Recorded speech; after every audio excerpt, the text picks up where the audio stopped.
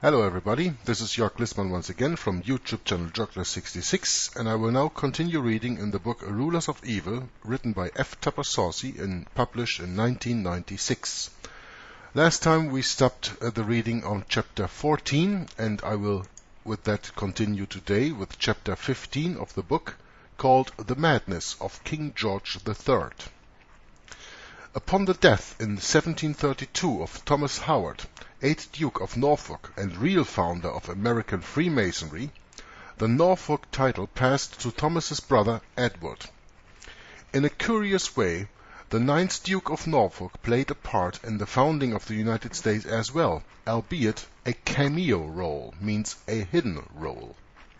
Sun Tzu wrote about this, quote, "Multiply your spies, put them everywhere. In the very palace of the enemy prince, have a list of the principal officers who are at his service. Know their first and last names, the number of their children, their relatives, their friends, their servants. Let nothing happen to them that is not known to you." Unquote. Now, when you think of the time we live in 2015, does that sound any familiar about what the so-called intelligence agencies do with all the people who are always interconnected with the so-called social media, and they tell the principalities, they tell the enemy everything freely about their children, their relatives, their friends, their servants, and so on? Do you see where this all comes from?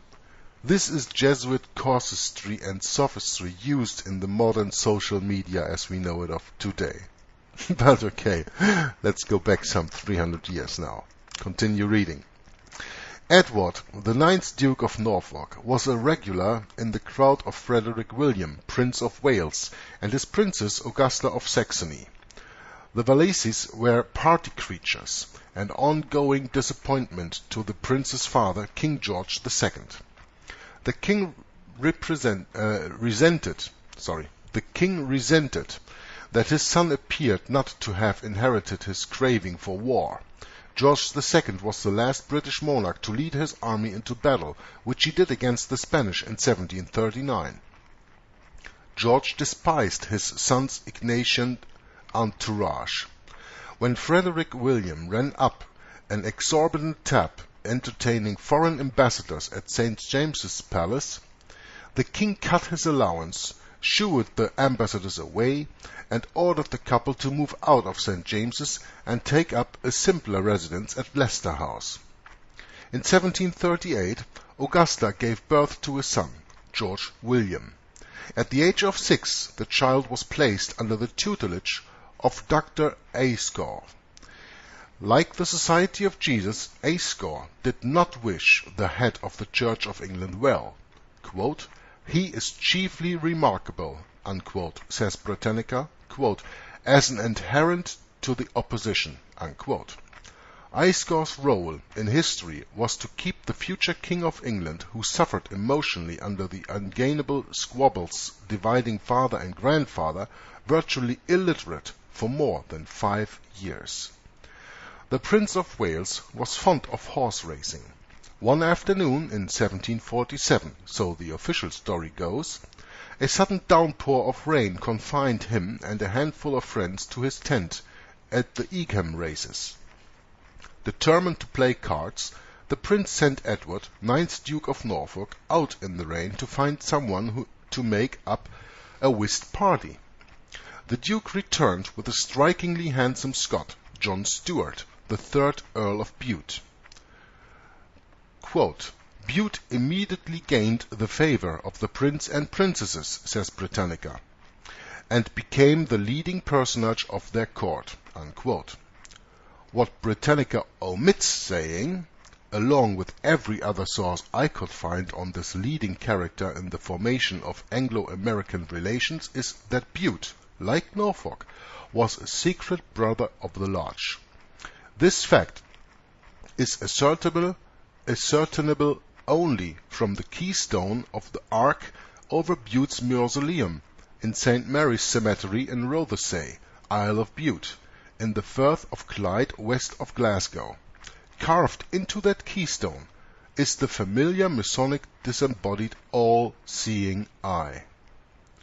Born in 1713, educated at Eton, Bute was elected in 1737 to the representative peerage for Scotland. He never opened his mouth in debate. When his bid for re-election failed, he returned to the family estate on the Isle of Bute, whose remarkably temperate climate produces a lush foliage, even palm trees. There he indulged in a passion for botany that can be experienced to this day in the verdant grounds at Mount Rothesay. In 1745 Bute suddenly left Rothesay and took up residence in London. The year 1745 is distinguished by the so-called Jacobite Rebellion, another wondrous Sun Tzuan ruse in which apparent defeat for the Society of Jesus masked a hidden victory. The Jacobite rebellion aimed to restore Roman Catholic rule over England by deposing George II and placing James II, grandson Charles Stuart, better known as Bonnie Prince Charlie, on the throne. However, when Charlie marched on London with a band of Scottish devotees, no Catholic politician of any prominence would desert George II. The rebellion was forced to abort. Charlie escaped to France, and the Scots were massacred. Clearly, this was a Catholic disaster. Or was it? Such extensive Catholic support for a Protestant king assured England that the monarchy would be forever Protestant. A Catholic England was now an impossible dream. The Jesuits could give up. Englishmen could now relax with them in their midst, just as Jesuits could now go about their business without causing official alarm. The Jacobite rebellion made England at last safe for the Black Papacy. The Jesuits secured a new cover by blowing their cover. Quote, "blown cover as cover," unquote, in the parlance of the CIA, which does not only stand for Central Intelligence Agency, but I call it the Catholic Intelligence Agency. The Sun Tzuan general wins whatever the circumstances. When Bute joined the court of the Prince and Princess of Wales, their son George William was an emotional basket case, but lavished attention on the lad, won his trust. Sorry, I have to continue again. I read the wrong word here. Bute lavished attention on the lad, won his trust and admiration, and became his mentor. Indeed, Bute made himself so delightfully indispensable around Leicester House that the Prince appointed him in 1750 to the most intimate position on his staff, Lord of the Bedchamber. Now what do you think that means, being Lord of the Bedchamber? Lord of the Bedchamber, meaning that he shared every secret, even the secrets of the bedchamber, with his so-called mentor, with Bute in this case. Nothing happened in the life of the two heirs to the throne of England that was not privy to a man under obedience to the unknown superior, which is, of course, the Black Pope. But in the year following Bute's appointment, the prince died mysteriously at the age of 44. Rumors that Bute was responsible circulated for a while and evaporated. However, gossip linking Bute romantically to Princess Augusta never went away, even though he was husband to a devoted wife and happy family. George II, surprisingly desolate over the prince's untimely death, remained an absurdly stern grandfather to George William.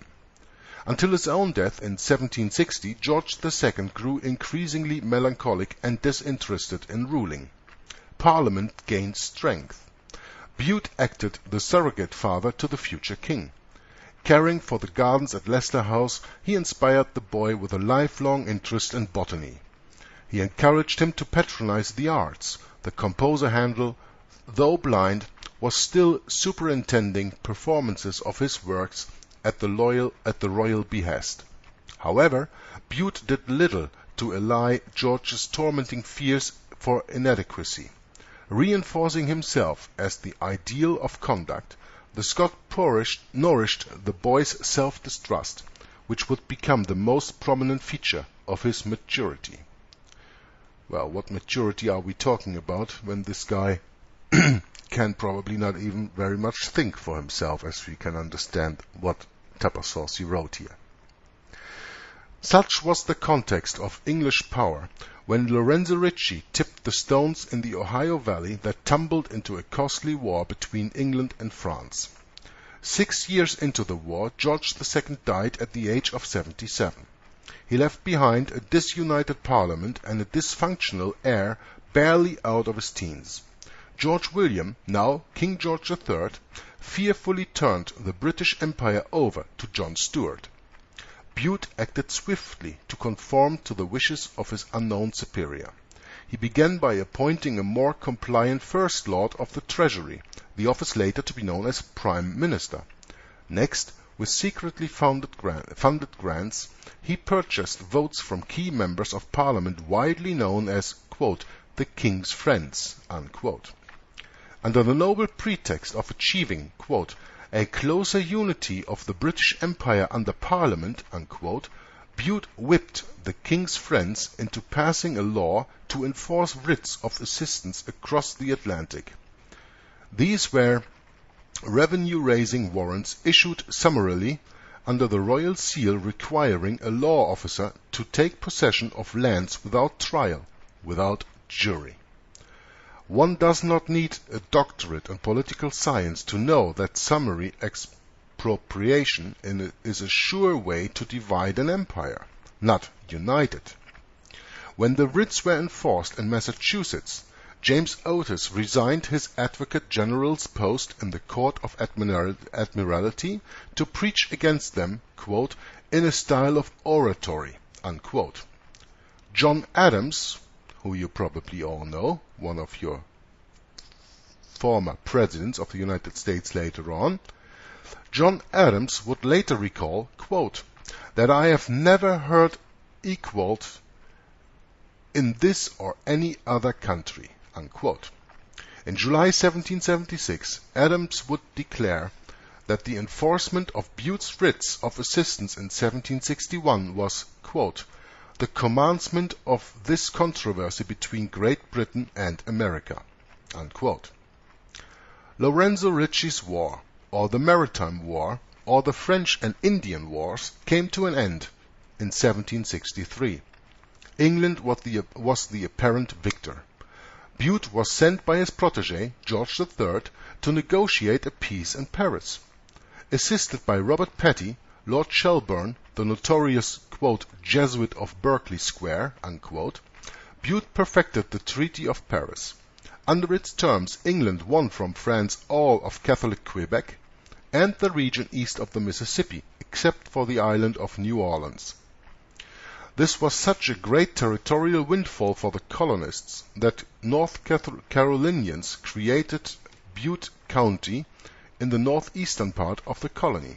However, Bute restricted the windfall by ordering the infamous Royal Proclamation of 1763, which prohibited Americans from moving west of a line drawn along the crest of the Allegheny Mountains. Most colonists viewed the proclamation as a scheme to imprison them between the Alleghenies and the Atlantic. To purchasers of Western real estate prior to the treaty, it was legalized theft. The churchgoers saw a papal advance. Quote, with Roman Catholicism no longer actively persecuted in England, many Americans concluded that the mother country was about to return to Rome. Unquote. There you see how some people saw through the deception already at that time and saw that the rise of Roman Catholicism was when no longer persecuted in England, of course meaning that England in time would turn back to Roman Catholicism. And when England turns back to Roman Catholicism, as they thought, they of course surely had to divide from England, not to fall under papal authority themselves, what the Protestant inhabitants of the colonies in the New World, of course, resisted and feared, because they just fled from there, as we've learned before. But okay, continue reading. Prior to Lorenzo Ricci's accession to the Black Papacy in 1758, the colonists had been blissfully loyal to the mother country. Looking back on the pre-Riccian years, while testifying before the House of Commons in 1766, Benjamin Franklin called that, quote, "the colonists were governed by England at the expense only of a little pen, ink, and paper. They were led by a threat," unquote. Yet, with the rise of Ricci, as if in preparation for the absurdities of Bute, radical propagandists began appearing throughout the colonies. Christopher Graston in South Carolina, Cornelius Harnett in North Carolina, Patrick Henry and Thomas Jefferson in Virginia, and, in Pennsylvania, Charles Thomson. The dean of all these propagandists was Samuel Adams, the celebrated, quote, "father of the American Revolution," unquote, and Freemasonry's, quote, "dominant figure in the mobilization of the Boston artisans and inland towns," unquote. John Adams, in a letter dated February 9, 1819, framed his cousin Sam's political activism within exactly the 17 years of Lorenzo Ricci's generalate. Quote, "Samuel Adams, to my certain knowledge, from 1758 to 1775, that is, for 17 years, made it his constant rule to watch the rise of every brilliant genius, to seek his acquaintance, to court his friendship, to cultivate his natural feelings in favor of his native country, to warn him against the hostile designs of Great Britain, and to fix his affections and reflections on the side of his native country," unquote.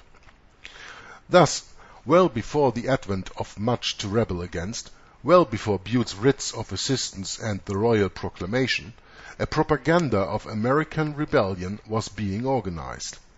At the same time, Dr. Franklin put together the means of disseminating it. He streamlined the colonial postal system to flow smoothly and efficiently from southern Virginia through eastern New England. On the diplomatic front, England's future war-making capability was stunted by the Paris negotiations of Bute and Shelburne, which isolated England from any possibility of forming helpful European alliances. This, in 1763, was of negligible importance to anyone but the foreknowing and omniscient Lorenzo Ricci. When the hour came for America to revolt for independence, and no one but Ricci knew when that hour would come, England had to be friendlessly alone. Having weakened England and stimulated the production of hostile, divisive rhetoric in America, Bute resigned from public life a very unpopular man. But the king's mentor was not yet finished. From the shadows, Bute handpicked a new prime minister, George Grenville. Grenville made a broad show on refusing to accept office unless the king promised never again to employ Bute in office or seek his counsel. The king promised. Pledging to give the British Empire a thorough overhauling, Grenville then proceeded, with Bute's secret counsel and more money grants from the king's friends, to create dynamic situations that accelerated Britain and the colonies toward divorce. Duties were increased on colonial imports, justified by the notion that the colonies should contribute their fair share to the increased expenses of running an empire much expanded by the Treaty of Paris. Higher duties heightened smuggling activities, which in turn increased the Admiralty caseload. Americans began sniffing tyranny in the breeze. Grenville's new Sugar and Molasses Act enforced ruinous duties on foreign staples necessary for rum making. The act reduced imports of sugar and molasses from the French, Spanish, and Dutch West Indies, which in turn greatly reduced the meat, fish, flour, horses, and lumber which the colonies could export to the islands. This caused a slump in colonial production. Large debts which colonists owed to their British creditors for furniture, clothing, ironware, pottery, jewelry, and many other articles went unpaid. Merchants complained that Parliament was killing the goose that laid the golden egg. Parliament's strange response was to prohibit the colonies from issuing paper currency to supply their lack of gold and silver. George Grenville did, however, invite the fuming colonists to propose suggestions for how they would like to be taxed. When the colonists refused to dignify the invitation with a response, Parliament in March 1765 passed, without debate or opposition, an even more infuriating measure. The Stamp Act required the purchasing and fixing of stamps to all colonial deeds, leases, bills of sales, pamphlets, newspapers, advertisements, mortgages, wills, and contracts. If duties on sugar and molasses could be considered part of the regulation of the empire's trade, the Stamp Act was a tax levied by a body thousands of miles away for the sole purpose of raising a revenue. It affected all classes of colonists. Never before had Parliament dared to impose such a tax. Whereas the duty on foreign molasses or anti-smuggling measures were felt only by the great merchants in New York, Boston, Philadelphia, or Charleston, the Stamp Act affected a wider public. It added the price of a stamp to the lawyer's bill of every colonist selling a horse, making a will, or mortgaging a house. The price of every newspaper was increased by the stated value of the stamp attached to it. In Massachusetts, Britannicus Americanus, one of Sam Adams' more than 20 pseudonyms, charged that it was as absurd for Parliament to tax the American people as it would be for an assembly of Americans to tax the people of England. I agree. In Virginia, Patrick Henry cried his slogan, quote, "No taxation without representation," unquote. From the London Coffee House in Philadelphia, Charles Thomson led a secret club of workers, teachers, merchants, and professionals in advocating the production and sales of local goods, strengthened by an intercolonial agreement not to import goods from Britain. A month before the first stamps arrived, Sam Adams agitated Massachusetts to hold a, quote, "Stamp Act Congress," unquote, which convened at New York in October. The Congress drew up a Declaration of Rights and Grievances protesting that the act threatened, quote, "the liberties of the colonies," unquote. By the time the stamps arrived from England in November, the colonists had forced most of the stamp distributors to resign. The merchants of Boston, New York, and Philadelphia agreed not to import English goods, causing a decline in trade with Great Britain of about 25% within a year.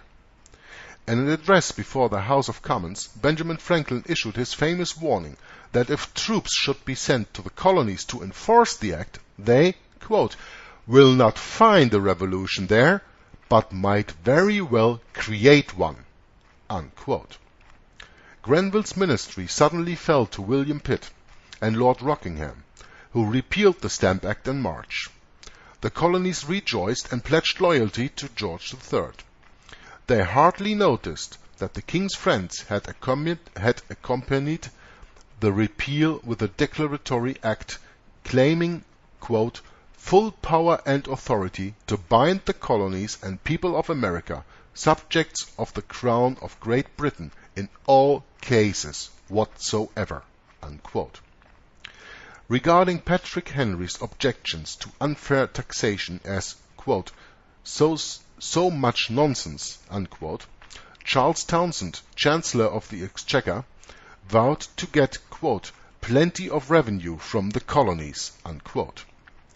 In the summer of 1767, he and the King's friends passed acts laying duties on glass, painters' colors, red and white lead, paper, and tea shipped to America. I guess you all heard about that tea tax, right? So you see, it goes much further than that what is told in your official history books. But the acts produced little revenue. By Townshend's own estimate, made shortly before his premature death at 42, the British Treasury stood to gain no more than £40,000.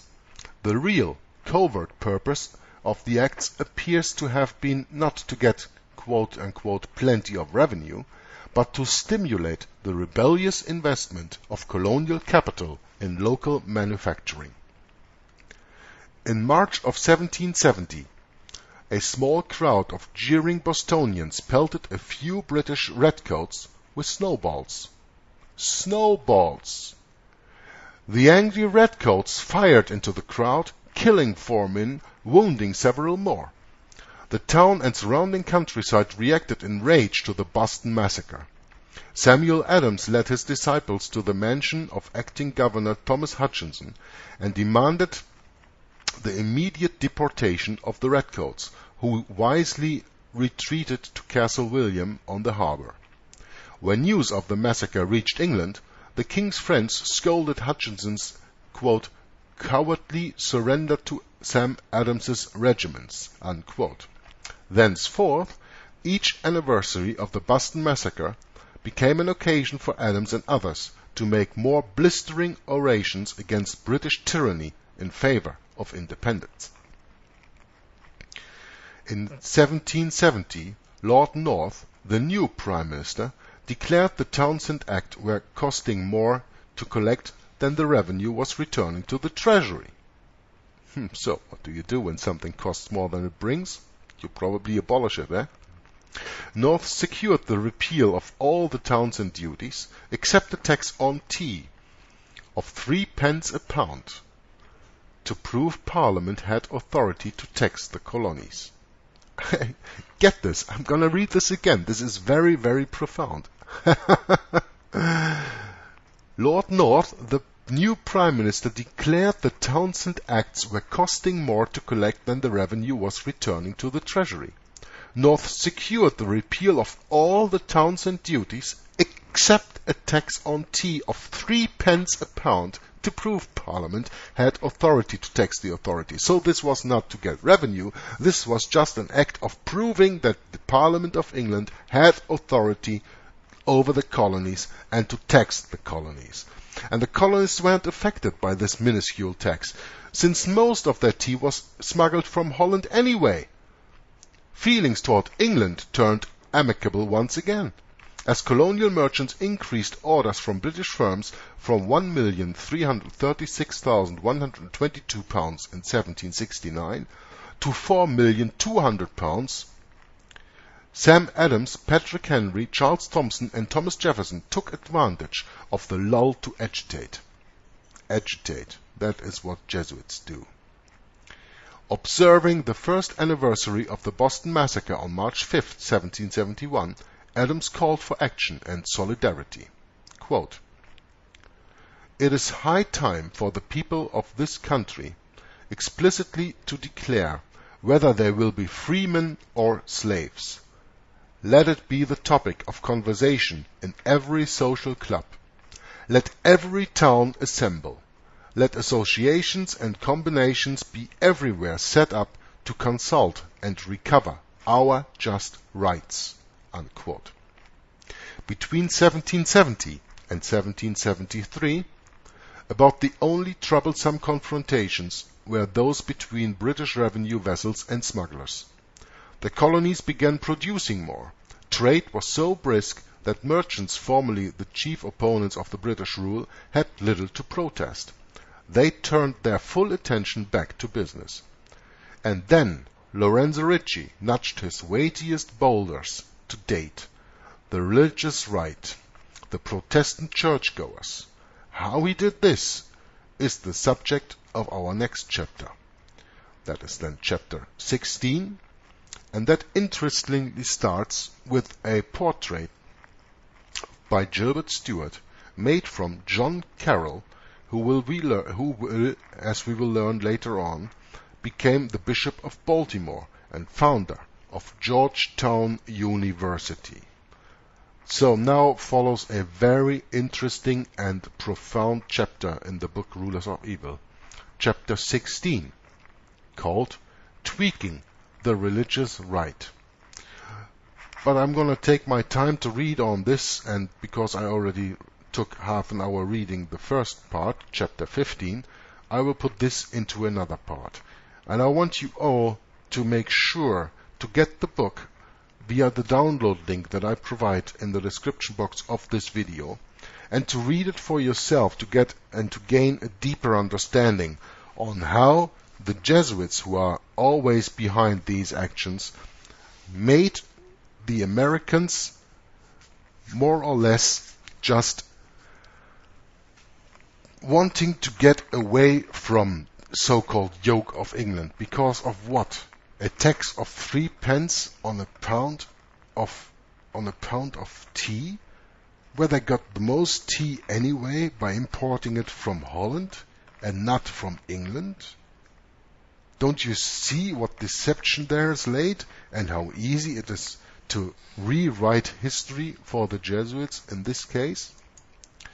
So, I hope you enjoyed this little short reading of just one chapter, chapter 15, but I have to go into chapter 16, and I think that I will surely take at least also half an hour, but I really want to have them apart instead of together, so I'm going to close my reading down here. Thanks for listening, and do not forget, please spread the message, spread this audio, that other people also can learn on the real rulers of evil, on the real rulers behind the scenes as we know them today, and of the Jesuits' role and the Roman Catholic role of founding the nation-state of United States of America in 1776. As you will learn on when you watch some videos that I've made on Hour of the Truth and reading through the book of the Vatican Jesuit Global Conspiracy that Walt Stickle put together. And when you read that book, that you can also get for free online, and in every broadcast on Hour of the Truth video, the link is published there that you can see that, then you will really see how the Jesuits work both sides to get their agenda. And that is exactly what it is written also in the Jesuit oath. So there's no doubt about that. You just have to do your own research. And you have to read some of these books, like Rulers of Evil.